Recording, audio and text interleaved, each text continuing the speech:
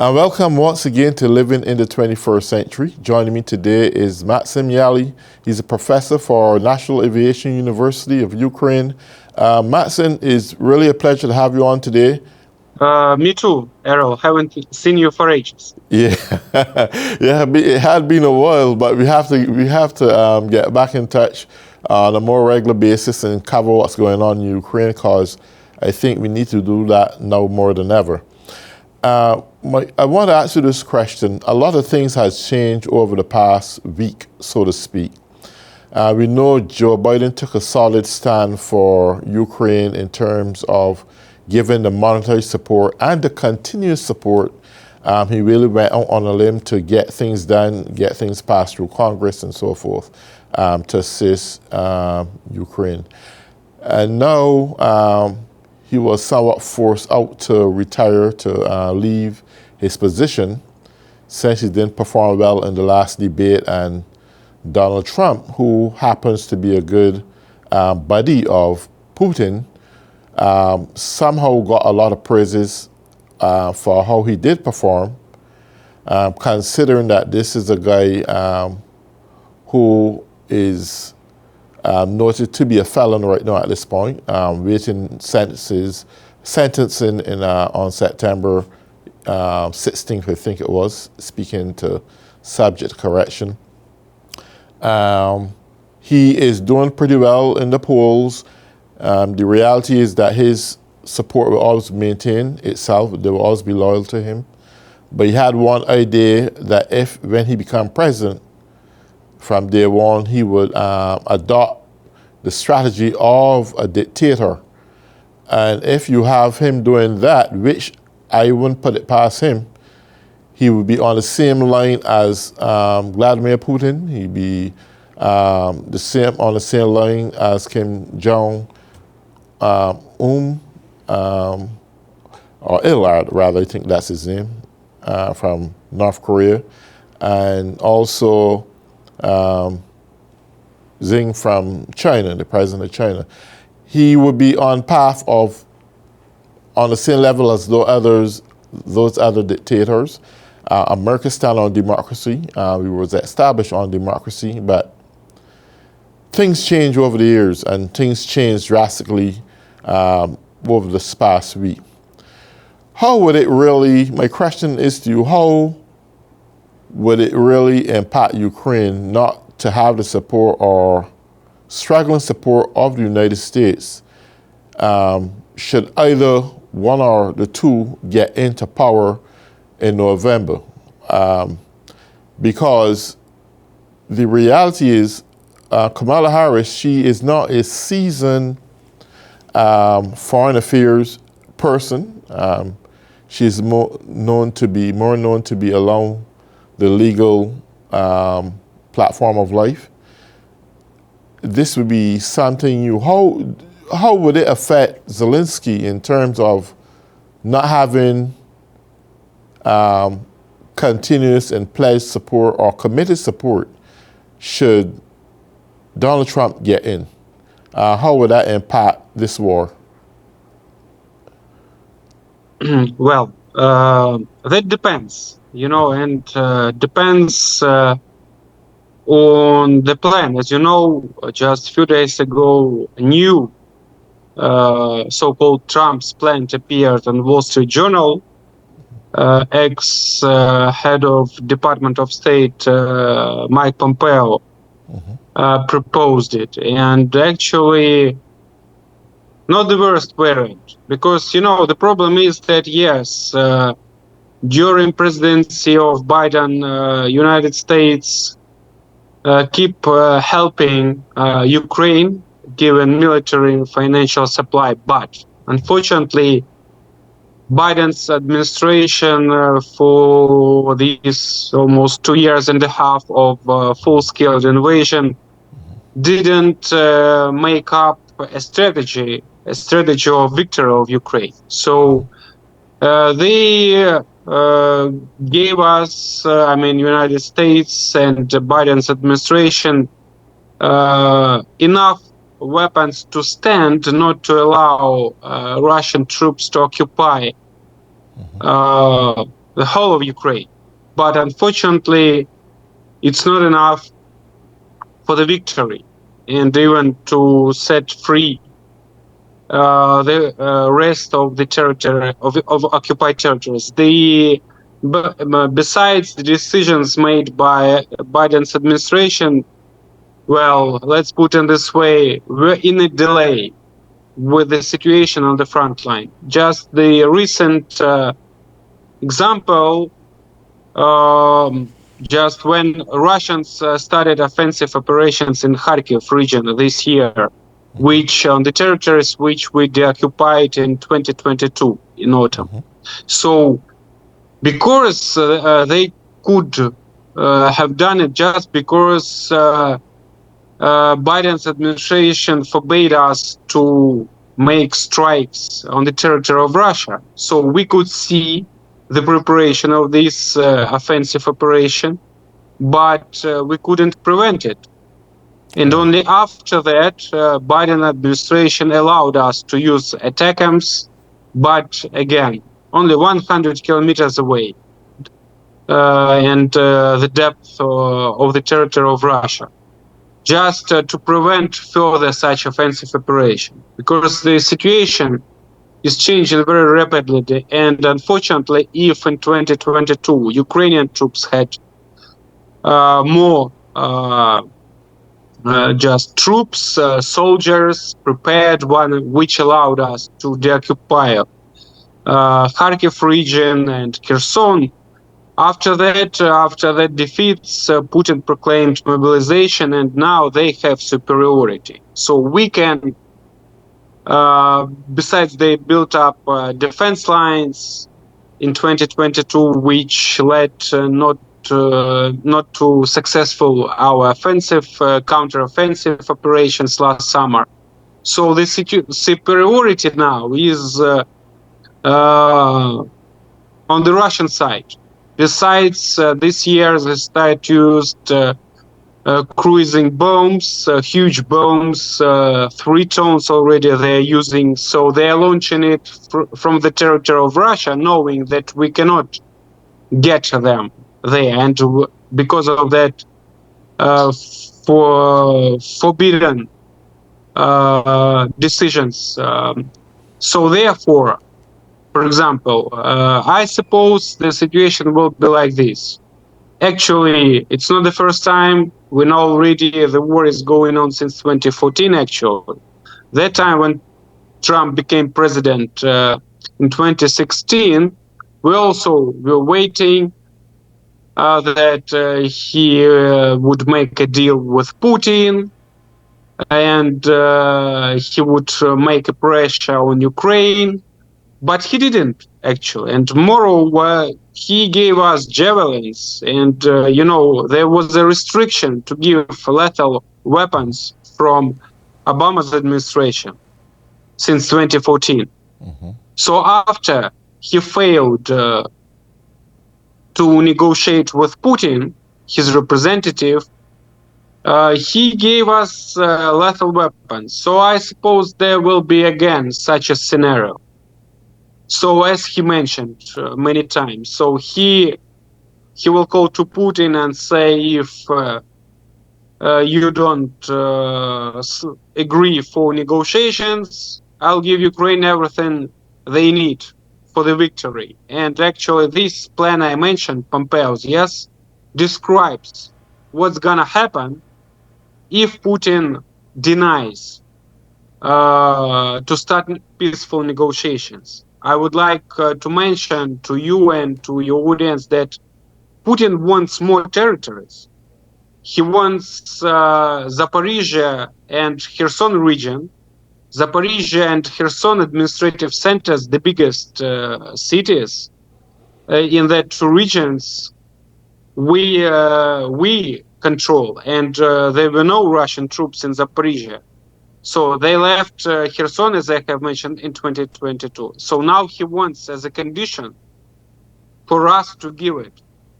So actually, military experts say that he will need 5 years to achieve their goals. If the situation, I mean, just the structure, the weapons used, the same as it is now. We, with the help of the assistance we are getting, also cannot, unfortunately, change the situation because of the superiority of Russians. So, as I have mentioned, it's one variant. He calls to Putin, then he calls to Zelensky, and actually he showed what would happen if Zelensky does not agree for peace negotiations. We remember how Republicans blocked giving military assistance in the Congress in winter and spring. So it was a signal from Trump, because it was Trump's decision, to Zelensky. If you don't agree for my plan, when I come to power, I will freeze the assistance, and you will lose more territory, as I have mentioned in Kharkiv. It was happening. Russians used that moment. But taking into account that ambitions, territorial ambitions of Putin, which I have mentioned, he wants 4 regions of Ukraine plus Crimea, and for us to agree that they are under control of Russia, of course, it's very difficult to imagine. Then, I suppose, quite possible, if Putin denies these conditions, then um, he will give us much more weapons, and all kinds of weapons we need, just as written in Pompeo's plan. I would like to mention that, unfortunately, we are lack of people. Now mobilization is going on. We are lack of weapons, and also we are lack of resources, economy, and it's a it's a war since 2023. Just it's a long-term war, and it's good for Putin and for Russia because they have more resources, they have more weapons, they have aviation, which we still lack, and we haven't received any F-16 fighter jets, though we have been promised many times still. So that's why, if, for example, Kamala Harris wins and the situation will not change, we shall lose more territories and more people. So that's, I see, the problem. So as I have mentioned there, to complete my answer, 2 options. So first one, as Trump proclaimed many times, he wants to stop this war before he comes to power, before January 22. Mm-hmm. So if both sides agree, then peace negotiations will start. It will take time as well, because both Ukraine wants to deoccupy all territories. Right. Putin wants to control more territories, to occupy more territories. Of course, these, conditions do not meet. But under pressure of the United States, I suppose these negotiations will fail, and then Plan B, I guess we can get much more weapons than we are having now, because this strategy, because Biden is afraid to cross so-called red lines, yes, and therefore, as I have mentioned, we don't get aviation. It's impossible to have successful operations. It's a NATO the military Right. doctrine, and So, therefore, this situation for us is not good as well. So we are not afraid so much right. Well, I want to that answer this question. Trump may come. Yeah. Sorry. I want to answer this question. Do you think the prolonging or the neglect of giving the kind of weaponry that Zelensky had requested from day one, that he could hit deep into Russia with, do you think that's the reason why this war is still prolonging this far? Or had you had access to those weapons, maybe the war could have been ended already? This war could have been over if in 2022, when we in autumn 22, we had discussions with you that time. We had successes. We occupied about 50% of the territories Russia captured since the 24th of February. As I mentioned, Kharkiv region and Kherson, part of Kherson region. So if Biden gave us at that time and our European allies weapons they gave us later, we needed so much because there were no huge defense lines of Russian troops. So Biden, unfortunately, hesitating, gave Putin and his army time to prepare for our offensive operations. And without aviation, it's impossible to have successes. 20,000 square kilometers of minefields. Can you imagine? So we couldn't move. Aviation, the war has changed. There is a steep and you can see everything. Everybody can see everything everywhere because of the territory. That's how because of the steeps. There are no forests there. So therefore, just when we started our offensive operations, Russian could see us. They called for helicopters, aviation, and they bombed us. And we couldn't hit them because we didn't have enough of aviation. We didn't have Patriots, which at that time, etc., etc. So if we received ammunition, weapons in November 22, just as Zelensky and Zelensky were asking, we were having successes, I suppose we could have deoccupied the territories. Since 2023, Russia was building these 5 lines of defense lines for half a year. It's a huge time. And they knew where we would start our offensive operations. So they prepared. So now, since 2023, the situation changed. Either we get enough of air defense system because it's now very good. We have electricity. Usually, a week ago when you wrote me, yes, we were having 4 hours a day. For you to understand, 2 hours in the daytime, 2 hours in the evening. And there was plus 40 degrees Celsius heat. You can imagine. So that situation, because Russia is using their advantage with the missiles attacks, they are destroying our energy grid. And we are lack of defense, air defense systems. We are asking for it. So, but unfortunately, still haven't got. So therefore, I suppose the freeze of the conflict is not the worst variant under such conditions, which I mentioned, for Ukraine.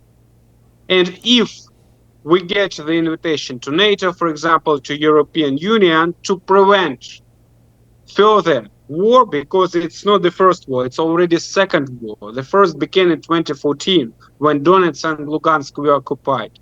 So now for us it's just like the most important, okay, which guarantees we can get from our allies, the United States, European partners, to prevent further war, the third already. So that's the point. And unfortunately, that agreement which was signed between US and Ukraine by Biden and Zelensky on NATO summit, well, you know, there are no guarantees for us. We already gave up in 1994 third nuclear potential in the world. After US and Russia, we had third nuclear potential. And we gave it up for security guarantees. But as you can see, Russia violated, of course, its first, because it was one of the signatures of them. But the United States, Great Britain also. They said when Putin occupied Crimea, Obama said, okay, we call for negotiations in Austria. That's it. But at the same time, he put a veto to give us lethal weapons, which provoked Putin to go on, and then war in Donbass began, which was frozen in 2015, and then Putin thought that Biden was too weak, he would not dare to help us, and he started full-scale invasion. It was his mistake, and it's good that Biden's strategy was much better than Obama's, but still, if you if you dig deeper to the issue, you can see, wrong decisions by both, which led to such crucial consequences. I want to answer this final question quickly. Be it Donald Trump or Kamala Harris, and I'm not speaking much about Donald Trump for the mere fact that he's not too much a supporter of NATO nations or NATO. My question is to you, is there any advice or request you would like to make out to Kamala Harris or even the same Donald Trump at this point, should either one come into power? Hello? Hello? Yeah, once again, there were problems. Okay. Yeah, my question was, Donald Trump is not really a NATO supporter in that form. He's not too impressed by NATO. So my question is to you, should either Donald Trump or Kamala Harris comes into power, is there any request you would like to make when it comes to the issuing of weaponry to Ukraine's military? Pardon, Errol, but again, after you said my question was, again, I lost some connection. Okay. Yeah, so yes, my question was to you. Should either one, Kamala Harris or Donald Trump, comes into power, which one, what request would you want to make in terms of the issuing of military equipment to Ukraine? What would you request urgently above them all to bring this war to a halt? Okay. Yeah. Number one, F-16. Because without any aviation, there are no chance to deoccupy the whole territories and even to prevent the destruction of our energy grid. Children's Hospital, for example, 10 days ago, they attacked in the daytime, close to me, by the way, with missiles, children's hospitals.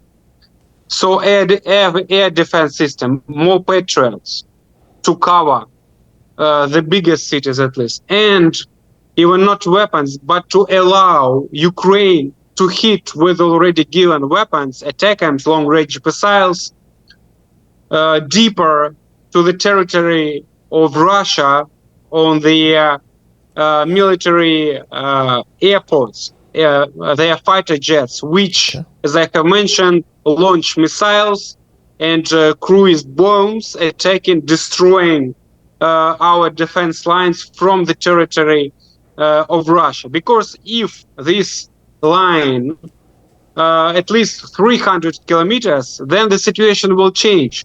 They will lose their superiority in the sky and their aviation. That's what we need, to control the sky and to attack them deeper, their fighter jets on the territory of Russia. Okay, great. Well, look, Maksym, we have to meet the next 2 Saturdays again to continue this conversation. I want a little bit more knowledge. We have come to the end of our half hour. It flies by really quickly. But definitely I'm going to reach out to you that we can continue along this conversation, and we will do it more regularly as time go on. So until then, I want to say thank you, Maksym. We will keep in touch. And to all those who have been tuning in or living in the 21st century, have a nice day. Bye-bye. Bye-bye. Always welcome. Sure. Bye. Take care, brother.